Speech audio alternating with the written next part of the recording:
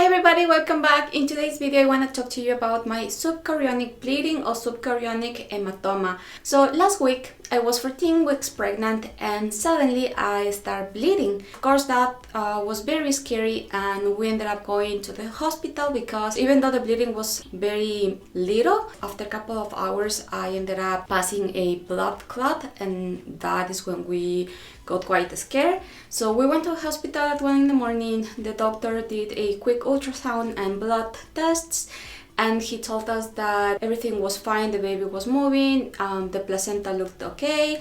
So he wasn't concerned because I didn't have any type of pain. So basically he told us that next day or whenever I have time, I just need to call my family doctor and do a better ultrasound with more details. So I did that, and when the results came, basically they told me that I have a subchorionic bleeding, which basically is a blood clot between the uterus and the placenta. This blood clot was very small, it was less than 1 centimeter, and because I didn't have any type of pain or anything at all, even my family doctor wasn't that concerned.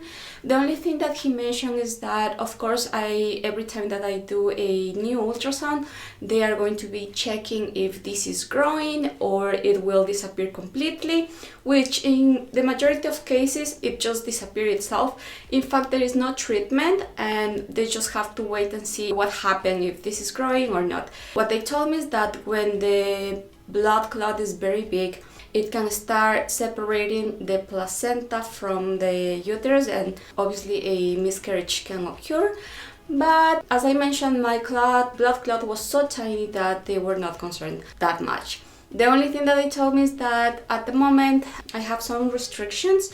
For example, I don't have to do any type of heavy lifting, no intercourse, and of course no heavy workout until my next visit, and they will see if this disappeared or still there or it's growing. But this was quite scary at the beginning, but now that I know more information about it, like I'm okay, because even reading and what the doctor told me is that the majority of pregnancies go very well. There is no trauma to the baby. So after talking and analyzing why this happened, I realized that I was kite flying, and of course I felt several times, and one of them, it was a very hard one that I literally fell into my stomach and it was quite painful.